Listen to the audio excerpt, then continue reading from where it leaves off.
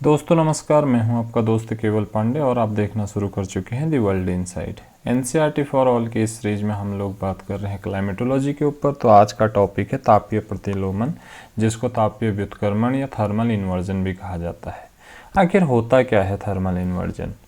सामान्य परिस्थितियों में क्या होता है, वायुमंडल में, क्षोभ मंडल में अगर हम देखें तो ऊंचाई पर जाते हुए तापमान गिरता है, और जो तापमान गिरने की यह दर होती है वो होती है 6.5 डिग्री सेंटीग्रेड पर किलोमीटर या 1 डिग्री सेंटीग्रेड पर 165 मीटर, जिसको हम नॉर्मल टेम्परेचर लैप्स रेट या सामान्य तापपतन दर के नाम से जानते हैं। लेकिन कुछ विशेष परिस्थितियां ऐसी होती हैं जो कालिक या सामयिक होती हैं या स्थानीय रूप से होती हैं। उस समय क्या होता है कि क्षोभ मंडल जब ऊपर की ओर जाते हैं, ऊंचाई पर जाते हैं, तो तापमान में कमी के स्थान पर क्या होती है, वृद्धि होती है। इसी स्थिति को बोला जाता है तापीय व्युत्क्रमण या थर्मल इन्वर्जन।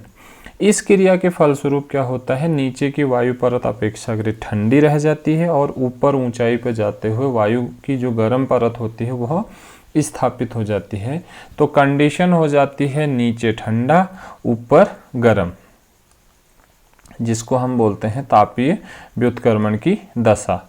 अधिक ऊंचाई पर होने वाला तापमान व्युत्क्रमण अपेक्षाकृत अधिक स्थायी रूप से होता है, क्योंकि पार्थिव विकिरण के द्वारा ऊपर की वायु को गर्म करने में अधिक समय लगता है। जबकि धरातल पर होने वाला तापीय व्युत्क्रमण क्या होता है, अल्पकालिक होता है।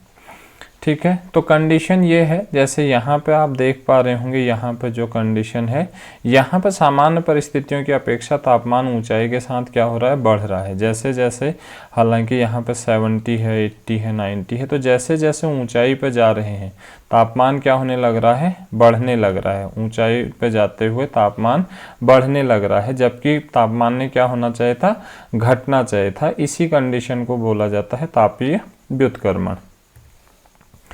ये एक कंडीशन है। जैसे सामान्य परिस्थिति में क्या होता है, सबसे नीचे जैसे धरातल है, धरातल से ऊपर वार्म होता है, फिर कोल होता है, फिर कूलर होता है। जबकि जो तापीय विलोमता की स्थिति होती है, इसमें क्या है, ये धरातल है, धरातल के ऊपर ठंडा हो गया एकदम से, और उसके ऊपर देखिए बादलों के ऊपर जाके वार्म हो गई परत, फिर उससे ऊपर जा रहे हैं तो तापमान फिर ठंडा हो गया। तो यहाँ पर तापमान बढ़ रहा है, यहाँ पर तापमान घटा है, जबकि कंडीशन क्या है, ऊंचाई पर जाते हुए तापमान गिरावट आनी चाहिए थी। तो इसी को तापीय व्युत्क्रमण के रूप में हम देख रहे हैं। तापीय व्युत्क्रमण के लिए कुछ आदर्श दशाएं होती हैं। इन्हीं दशाओं में तापीय व्युत्क्रमण की स्थिति उत्पन्न होती है किसी भी क्षेत्र में।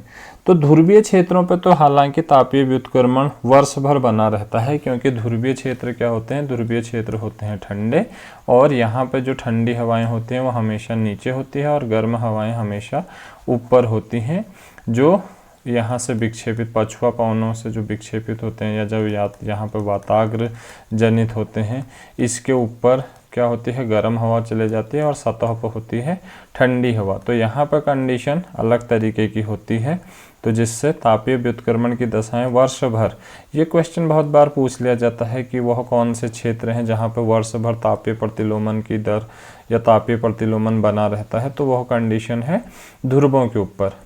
पहली आदर्श दशा क्या होती है, शीतकालीन ठंडी रातें होनी चाहिए और लंबी रातें होनी चाहिए।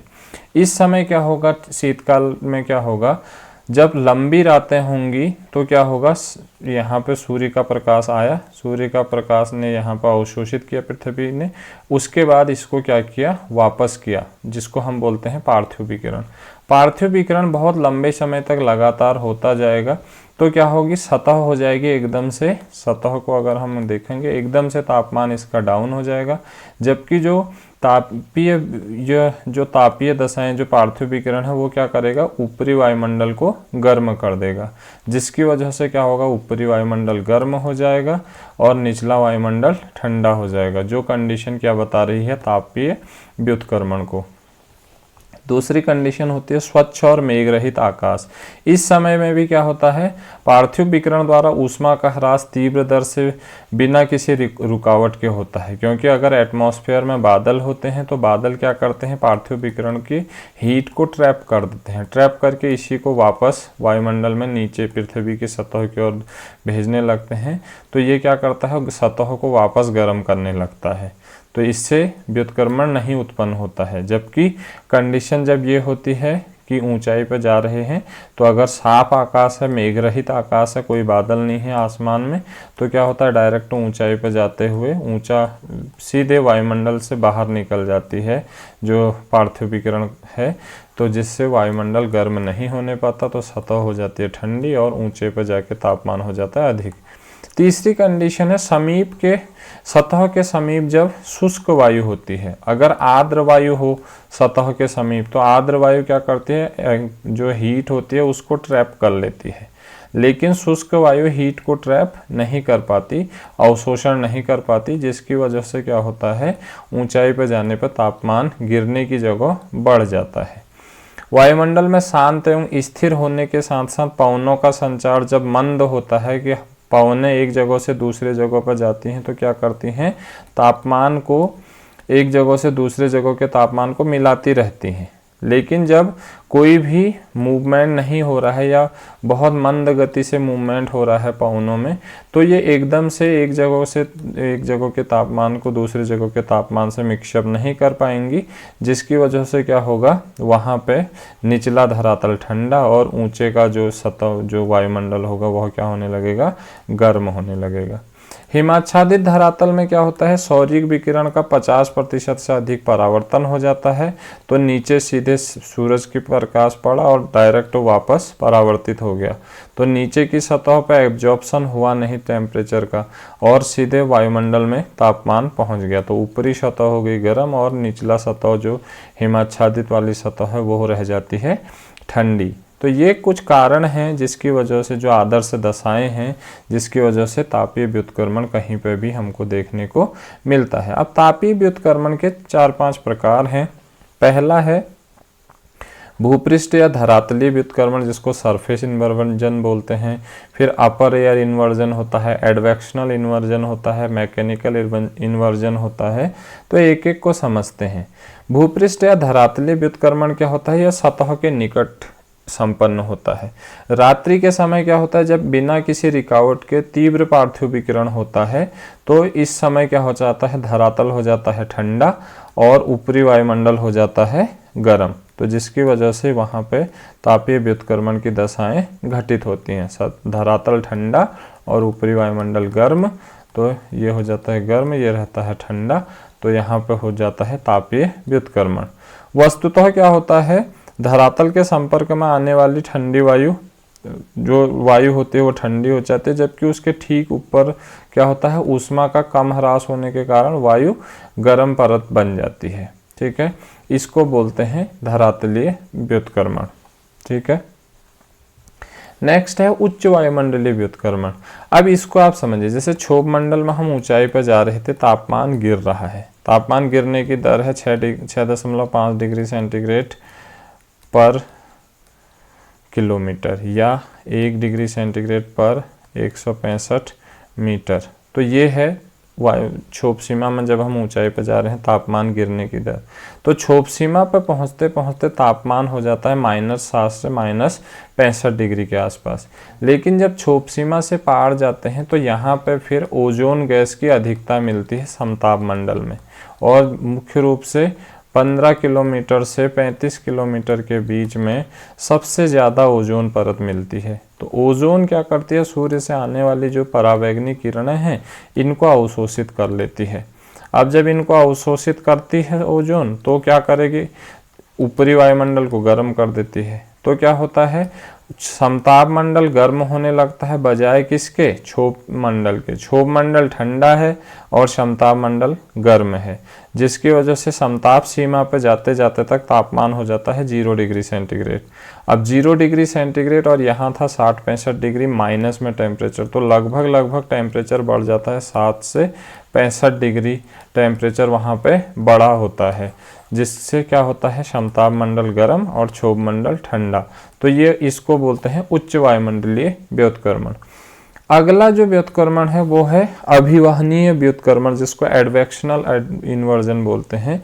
यह होता है घाटी और पर्वत समीरों के अंतर्गत। इसमें क्या होता है, जब पर्वतों पे सूर्य की किरणें सुबह सुबह पड़ती हैं तो सूर्य की किरणें यहाँ करती हैं गर्म, तो यहाँ गर्म करेंगी तो यहाँ से हवाओं को वायुमंडल में उठा देती हैं, यहाँ से हवाएं उठ जाती हैं वायुमंडल में।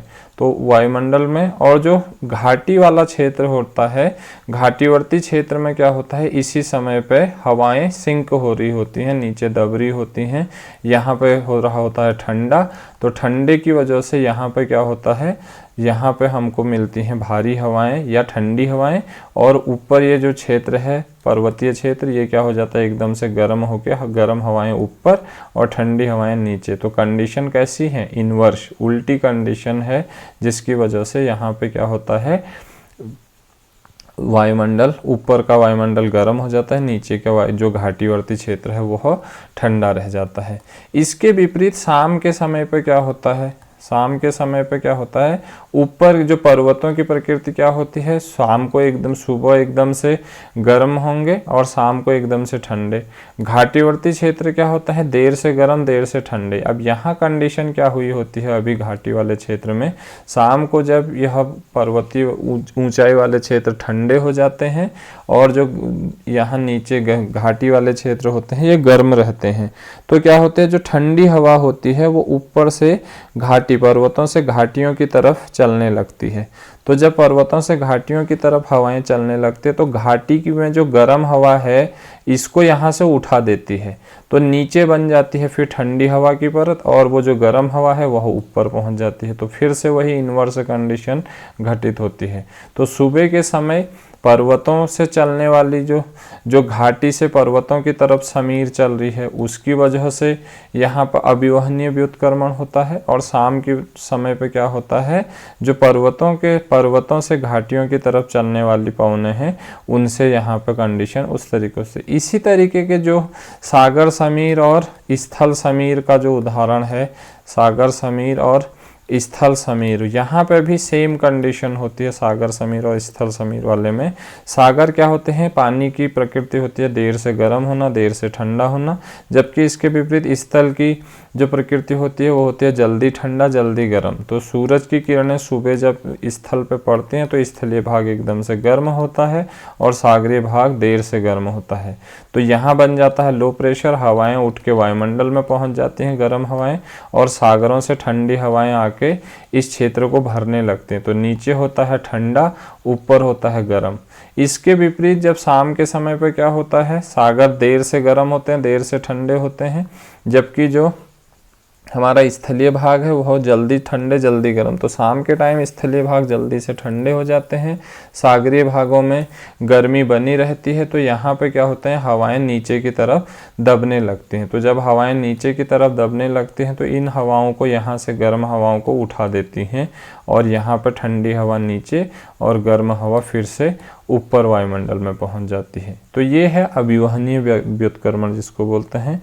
नेक्स्ट है फिर जिसको ये अभिवहनीय जो व्युत्क्रमण है, यही कंडीशन शीतोष्ण चक्रवातों वाले क्षेत्रों में भी देखने को मिलता है। तो जब शीतोष्ण चक्रवात वाले, जब वाताग्र वाले जो रीजन होते हैं, शीत वाताग्र और जो उष्ण वाताग्र होते हैं, तो ये एक कंडीशन होती है जब दो विपरीत परिस्थितियों वाली हवाएं मिलती हैं तो क्या होती है, ठंडी हवा अधिक प्रभावी होने की वजह से क्या करती है, गर्म हवा को ऊपर उठा देती है और ठंडी हवा नीचे सतह पर रहती है। तो नीचे हो जाएगा ठंडा, ऊपर हो जाएगा गर्म, जिसकी वजह से यह कंडीशन यहाँ पे देखने को मिलेगी इन्वर्स की, टेम्परेचर इन्वर्जन की।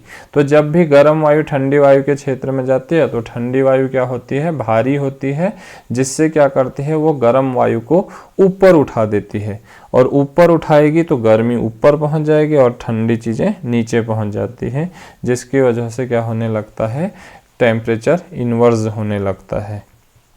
फिर है यांत्रिक व्युत्क्रमण। इस समय क्या होता है यांत्रिक वाले में, इस प्रकार व्युत्क्रमण वायुमंडल में वायु के ऊपर तथा नीचे गति करने के कारण होता है। कभी कभी क्या होती है, गर्म वायु तेज गति से ऊपर उठ जाती है और ठंडी वायु बहुत नीचे बैठ जाती है, तो इसके परिणाम स्वरूप भी तापीय स्थिति बनती है। तो यांत्रिक, इसके अलावा क्या होता है, जब वायु नीचे की ओर गतिशील होती है, अब जैसे इसको समझिए, ये कोई पर्वत है और ये घाटी है, तो यहाँ से जब हवाएं नीचे की तरफ बैठती हैं तो नीचे की तरफ बैठने से क्या होते हैं, हवाएं हवा दूसरी हवा को दबाती है।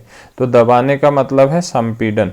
संपीड़न से क्या होती हैं, दबाव लगता है, दबाव से क्या होता है, घनत्व में वृद्धि होती है, और जब घनत्व में वृद्धि होती है तो नीचे की ओर आने वाली हवा क्या होने लगती है, गर्म होने लगती है। ठीक है, और जिसकी वजह से धीरे धीरे वो गर्म होने लगती है। इस क्रिया के लगातार लंबे समय तक जारी रहने से क्या होता है, मध्य मार्ग की वायु गर्म परत का विकास होता है।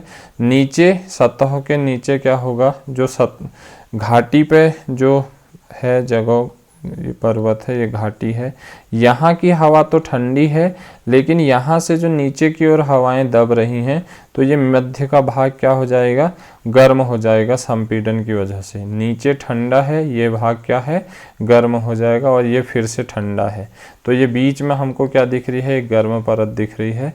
इसी को हम बोल रहे हैं यांत्रिक इन्वर्जन या फिर मैकेनिकल इन्वर्जन, जिसको हम बोल रहे हैं। तो ये था हमारा तापीय व्युत्क्रमण का कंसेप्ट। होप आप लोगों को समझ में आया होगा।